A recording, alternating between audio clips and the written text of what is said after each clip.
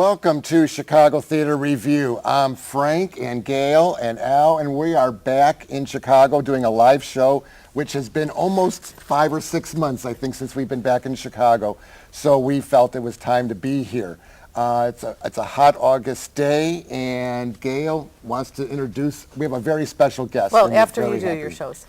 Okay, we'll introduce our guest like we normally do because Gail wanted me to do it at first, I thought first. We'll do the shows. But what we're going to do is we're going to talk about a few shows, and then we're going to get to our special guest. So our first show we're going to talk about is at the Greenhouse Theater. It's playing till August 26th, and it's called Adrift. Now, Al, I know you've seen it. I have seen it. It's one of our local writers, David Alex, put this together, and it's kind of an interesting story. It's everything that David does seems to have math in it, but it's a psychological thing about people and about relationships, and that is well done. It's something that could be seen, and a father and son relationship is very important in this. There's a couple of them, but mother-daughter could work the same. Trying to figure out how you react and what you do for your parent to please your parent, and David pretty much hit it. That's good. So you recommend the show? I do. Okay, very good. Now remember, if you want to know more about the shows, you can get onto Al's website, which is aroundthetownchicago.com. You got it. Or our website, too. Or we can always get onto our website. We have a website, too, chicagotheaterreview.com. Okay, next show I know we've all seen, and that is at Light Opera Works, and that is Man of La Mancha. Yeah, this is a slick production, really well done. The set is amazing. I mean, what they did on that stage was absolutely amazing. And one of the things that happens is that you, with an open stage, are seeing everything happen, and every actor who comes on stage to become part of this marvelous story, watching them come on, they are in character from the very get-go, and they never go out of character. It has a famous person who's done this role many of times. More than many. It's one of his, besides La Cage, it's one of his trade songs almost, isn't it? Yeah, I would say that he's done probably maybe 5 times. Seven. Seven. He's done 7. Okay. We just heard from someone. 7. We got a really good expert telling us now. But it's just a slick production. Every voice is perfect.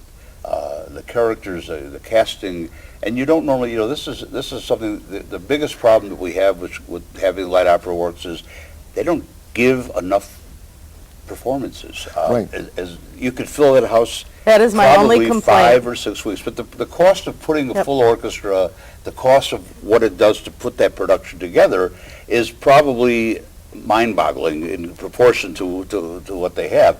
If they could do a longer run and have more performances, because there are people that every time they finally get around to it, because people plan their days, weeks and months, I've got this calendar, I don't have the date open, I can't go. Then they hear about it and they go, oh man, I can't change it to go there. But magnificent work. Well, we do have a clip of Man of La Mancha, and of course the clip that Light Opera sent came too late, so we're using a clip that he did 4 years ago in Munster, Indiana. So let's play that clip of Man of La Mancha.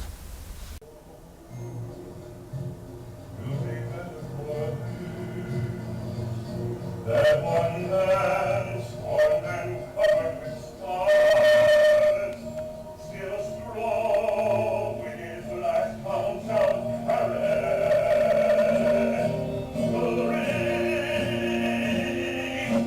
They are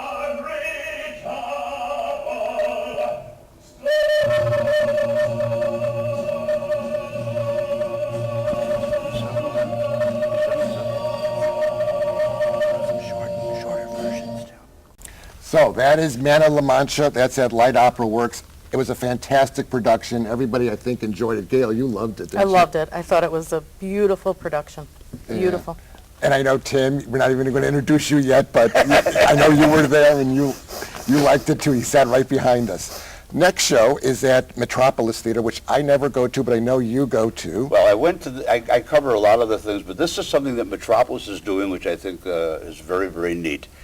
They are bringing some of the shows that are in other theaters in the city and in, like Berwyn, out to Metropolis for short runs. So what they're calling it is their Chicago theater at the metropolis or in the suburbs.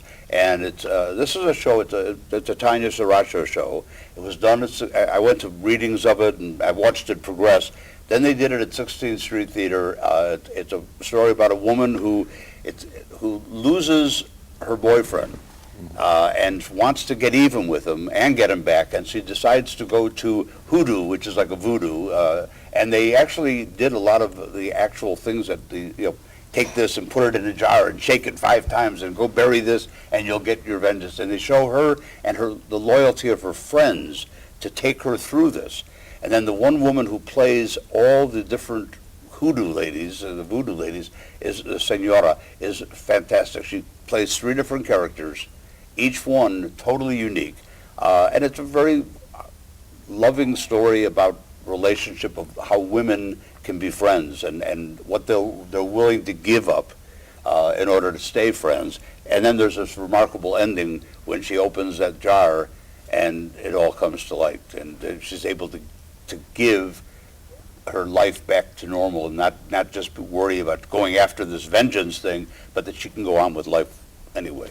It's Metropolis is a great theater. They've been doing some great works this year. They even had Rachel Rockwell she did hair there earlier. Well, they're bringing in some neat things. Great they just stuff. did. I think they just recently did Superior Donuts, and they brought the company from another theater. So what they're trying to do is people who live in Buffalo Grove, Arlington Heights, Palatine, they don't want to go down to the city all the time. So they're taking the city and bringing it to the metropolis. Yeah, so it's a great thing. Yeah, I think this is the last few performances. I think it's this week. It's closing this week. A lot of the shows are closing. Being August, they're all getting ready for the new season. This is only a short run. I think it's Tuesday, Wednesday, and Thursday is all that it will be. And it's something worthwhile. It's the best $25 you're going to spend to see theater. Where else are you going to see theater for that price? Next show is Wilderness, right? I got it right, because I was going to say the wrong word. That's a Eugene O'Neill play. Right. And what did you think of it? I loved it. It's it's about a young boy going through his puberty and life cycles, and it's just well done, well cast, fantastic set. It's enjoyable theater. We do have a clip of Wilderness, and so let's play that clip first. Before you went home? We just got drinking champagne, and she sat on my lap and she kissed me. Oh, But that was all in fun. and did you kiss her? No, I didn't. I did too. You're lying, you know it. And here I was right at that time, lying in bed, not able to sleep, wondering how I was ever going to see you again, crying my eyes out while you. I hate you. I wish you were dead. I never will ask you again this time. I hate it. No, listen. No, listen. Now listen. No, let me explain. You don't think I'll bite your hand. You're, please. Okay, so that's Our Wilderness, and that's playing until the end of the month also. Right. So everything's ending, so you got to see these shows now. Last show we're going to talk about, Red Twist Theater, which always does excellent work, and they're doing Glass Menagerie. Right. A very small, intimate little theater. What is it, 40 seats? I think 40, 45 seats at and max. you feel like you're in that living room. I mean, you do feel it. It's intensely done. The only problem that I had with it at all was that fake cigarette thing. I hate those fake cigarettes because they look clumsy, they're evidently a little heavy, and he looked awkward smoking it. And a couple times where I really wanted to focus on what he was saying, the brother, which is his life story. This is, it's an autobiography. But, he had that cigarette look like, come on, drop it, smoke it, do something with it. It was They do all things. They try and light it fakely. Right, It's just so bad. And that's one of Chicago's things that they started, 5 or 6 years ago, where they banned all cigarette I think it was smoking. about 4 years ago. Leave it to Chicago. We banned Fagua, now cigarettes. So what else are they going to ban? But it's an amazing little theater that they can take, stuck on Bryn Mawr, right down from the Red Line. You just walk there and you see this little storefront. Once you go inside, what they do with it the sets are different. They redesign the theater for almost every show, and you're sitting there and you are in the house. You feel like you're there. Very, very well done. Well, I recommend it. It's at Red Twist Theater. the parking is not that difficult around there. It's pretty easy. Well, it's metered parking. You're not going to find I'd take free. the red line. Just walk a block. So- Pass the Starbucks, grab my coffee, and go. That's it for the shows that we're going to do because we want to get to our special guest. And for our special guest, I'm going to let Gail do the introductions. Okay, the reason I'm doing the introduction is because I have two things, actually. First of all, back in the late 70s, my friends and I always went to Second City, and the big thing was you stayed afterwards for the improv. We thought we were really cool, staying at like 11 o'clock. And there was a gentleman who did a character, and I ran into him actually a couple weeks ago, and I said, this has stuck with me since 1979. I swear to God. He did the Orkin Man, and you guys probably have seen him through the years anyhow because he went on to do Saturday Night Live, and his name is Tim Kazurinsky. And I'm just so excited that you're here because I really, truly remember your Orkin Man, and I don't know why it stuck with me. I just think it was one of the funniest things I ever saw. And one other quick thing. When I asked him to be on the show, he said, okay, but I had run into him at a farmer's market a couple weeks ago, and he said, okay, but I'm missing my farmer's market. So, because of that, we have brought you some, because you've been so courteous to come on the show, we brought you your own vegetables and I some have basil, You there's have- rosemary. Yes. This is great. Some tomatoes. I just want to let you know, they're from my garden. we brought the farmer's market to you because you were so nice to Did come on you the brought show. these tomatoes? Yeah. Oh, that's great. Because I only did cherry tomatoes this year, and I got basil and rosemary, but I don't have real Well, tomatoes. actually, so to be thank you. honest, and I'm doing this on live TV, and I know my neighbors watch, mine were still green, so my neighbors, which is next to You mine, reached I over? just reached over and pulled two. Busted. Well, thank you. Thank you for my And vegetables. Tim has done, we're going to talk about what you've done and what you're going to do, but you were in Hairspray, you were doing Shakespeare Theater, you have something big coming up. So I know Frank And has I've a never couple. known you to do live theater. That tells you how much I see on certain things. I've always known you from all your TV shows Well, and I've your been movies. screenwriting for 30 years, so I really haven't been acting much. So I'm really honored to be welcomed back into the Chicago acting community, and it's been a really warm welcome, and people have just been great to me. And I love Chicago theater. It's the best theater town on the planet. Isn't it? Yeah. Isn't it? When I was at Second City in the late 70s, the Steppenwolf people who weren't Steppenwolf wasn't nothing yet. You know, Mammoth wasn't Mammoth. Steppenwolf wasn't Steppenwolf. They would all come and sit on the bench at Second City and watch the improvs. And now, here it is 30, 40 years later, and Chicago is such an amazing theater town. I saw that Man of La Mancha. It's just fantastic. Yes. Jim Harms is amazing. I'd seen him in Drowsy Chaperone last year. He gets better with age, He's doesn't amazing. He's just terrific. good Anybody wine. go Yeah. see Man of La Mancha. He's astonishing. He does excellent work. Well, I'm going to ask you how you got into all this because I was reading your bio and I found out that we both have one thing that's similar. You worked for Leo Burnett. Leo Burnett And- for 8 years. And when I was in the military, I was the liaison because of our biggest contract, or Leo Burnett's biggest contract, was the Army. The Army, yeah. And they came up with the slogan, "Be all you can be." And we do more by 9 than most people do by 6. So I got to go to Leo Burnett to their headquarters downtown. It was just a fantastic time. And then find out that you were there. Yeah. But then you already left to go. Why Yeah. did you go into Second City? I was there when it was in the Prudential Building, which used to be the tallest building in Chicago, by the way. Now Leo has their own massive skyscraper. But I worked at Leo Burnett, and I was nervous about presenting my commercials.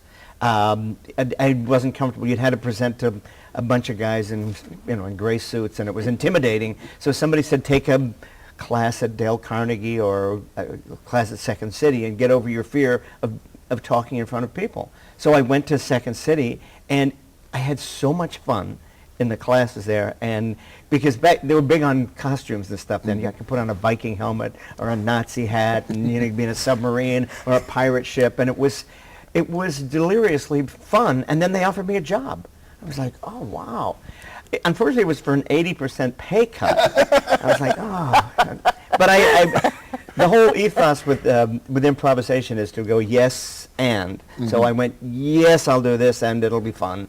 And luckily, it turned out to be the smartest thing I ever did, because After being at Second City for a couple of years, somebody from Saturday Night Live came in. Well, actually, John Belushi sent them in, and they saw me and hired me for Saturday Night Live, and I went off and did that for Because 4 you had seasons. so many characters on Saturday Night Live. You know, you did the landlord, I remember Father Tim Owens, and you did some great skits. I had a And great time. And Eddie Murphy was there, Joe Piscopo, Mary Gross, Brian Del Murray, Julia Louis-Dreyfus, Brad Hall, Gary Kroger. It was a wonderful. Robert Duke. You know, you were in Second City in its heyday, and then you were in Saturday Night Live when it was like that was one of the better seasons was so much that you fun. did of Yeah. Saturday Night Live with all those people you just mentioned. when I look So- at Saturday Night Live now, it's nothing compared to what it was 25, 30 years ago. You must have loved it in the Well, beginning. in the beginning, of course. And the thing is now,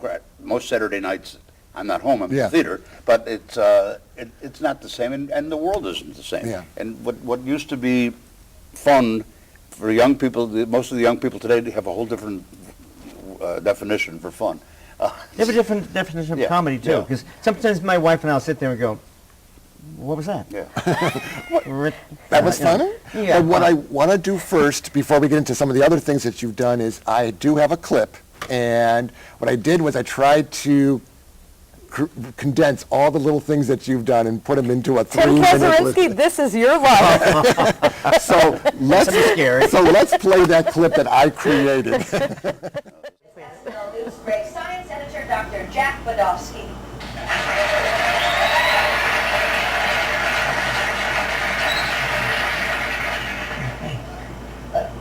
A lot of doctors are telling you how dangerous the summer sun's rays can be. So here's my summer tip. Watch out for creatures that are foaming at the mouth. That's right. Summer is a prime time for rhabdivorous, commonly known as rabies. Rabies. And here with a look at books is our own Tim Kazurinsky. I've got a stack of self-help books here. Now, if anyone really wanted to take charge of their life and become a fully functioning adult, the first thing they do is stop buying these dumb books. Look, the most successful of the self-help authors is Dr. Wayne W. Dyer. Here's a picture of Wayne. SNL Newsbreak commentary is correspondent Tim Kazurinsky.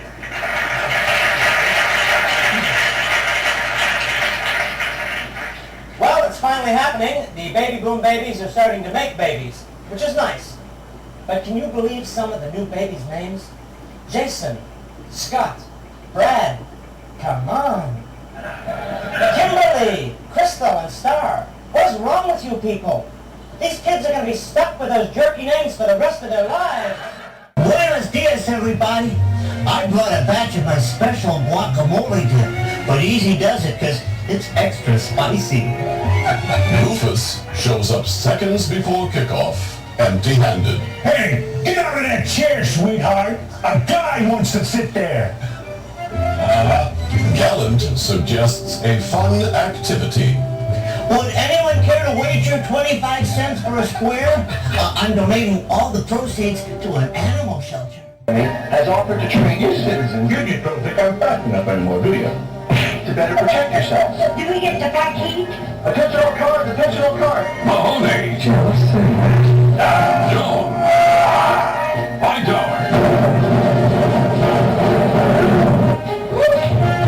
John.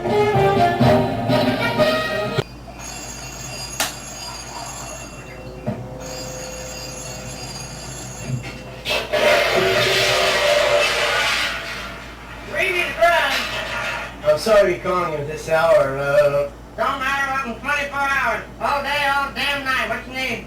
I'm at number 2 Birch Street. I need somebody to let me out of my basement, and I need a tow truck immediately. Ain't that damn truck there yet? I sent my boy Perry up there about 5 minutes ago. Not about on that big call now. Oh, oh, I've got my hairspray and radio. I'm ready to go. The rats on the street all dance around my feet. They seem to say, Tracy, it's up to you. So, oh, oh, don't hold me back.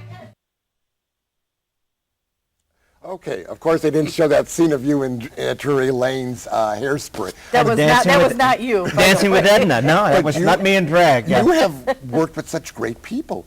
Belushi, Aykroyd, Christopher Reeves. I was surprised when I read that you did Somewhere in Time, which is, I hate to admit it, one of my favorite movies. Oh, it's a real schmaltzy. Isn't it? Oh, It's a schmaltzy movie yeah, that it's you just lovely. fall in Gets love me with. every time. The soundtrack is phenomenal for that film. We went to Mackinac Island because of that movie. Oh yeah, they have a reunion every year. You know. I heard that. I did Every hear. year, Yes, I there's a heard that. weekend, a Somewhere in Time weekend, where over 1,000 people dress up in costume and they go there. I've been there. It's a fantastic thing. All these romantic people show up.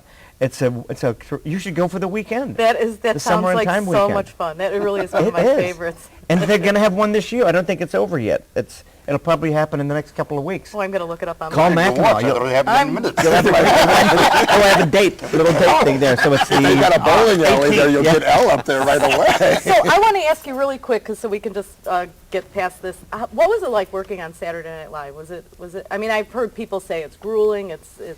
It's like the logo head of the New York Times. It was the best of times. It was the worst of times. And you know, it is a grueling pace when you're doing a 90-minute live show per week. I mean, how Sid Caesar and Imogene Coca and Louis Nye did it for that many years. It's really, really grueling because you throw out all the material at the end of the week and you start over fresh on Monday. And I was writing for the show as well, so I pretty much worked 80 hours a week. For 4 years, it nearly killed me, but it was great fun. And as hard as it was, it did get my career as a screenwriter jump-started. So I would have never had a screenwriting career had I not done that show. But, and what is your love more, acting, screenwriting? I think I like the writing more, but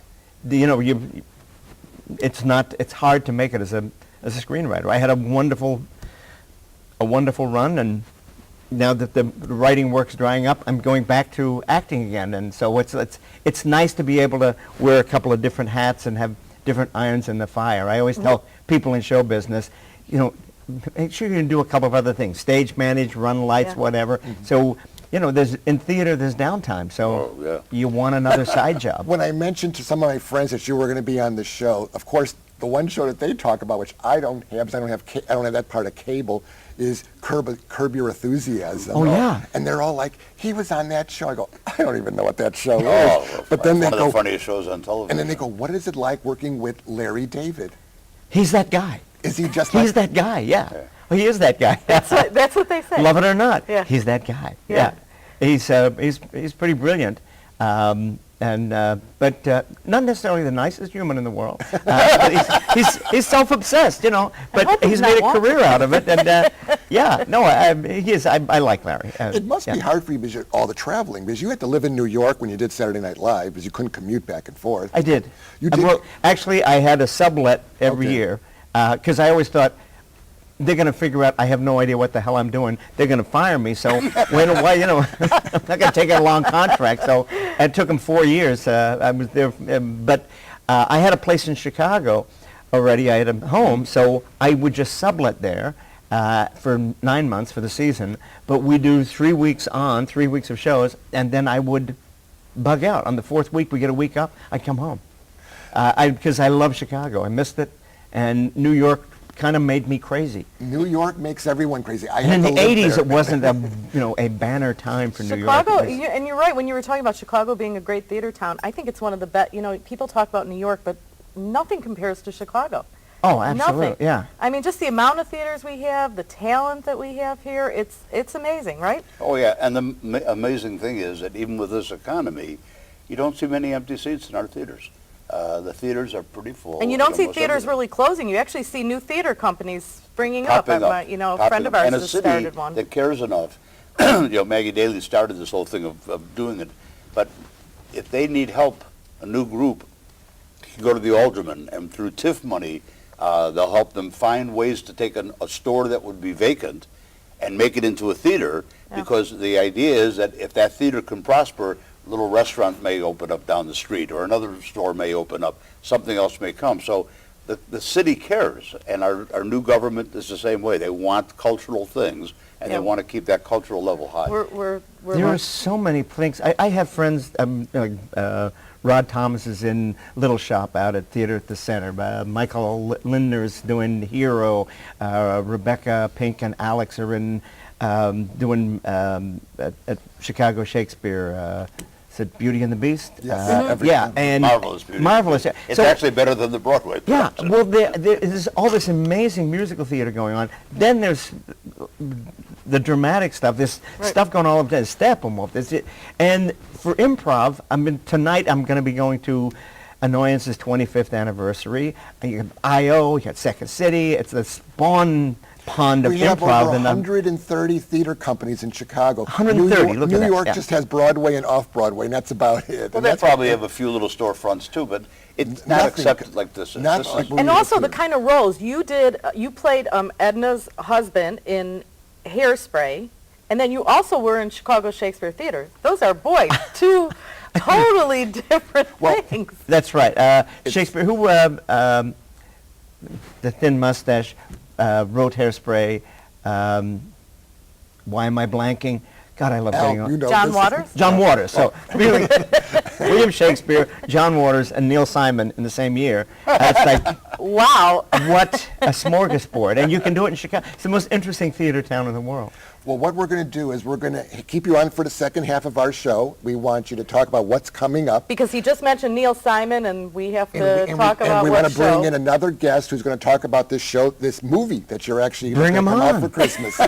So for those in Chicago, we're going to do a quick commercial, which is actually a PSA. And for you in the suburbs, we'll see you in about 2 weeks. So from Gail, me, and Al, we'll see you in a little while. From Chicago Theater Review, I'm Frank.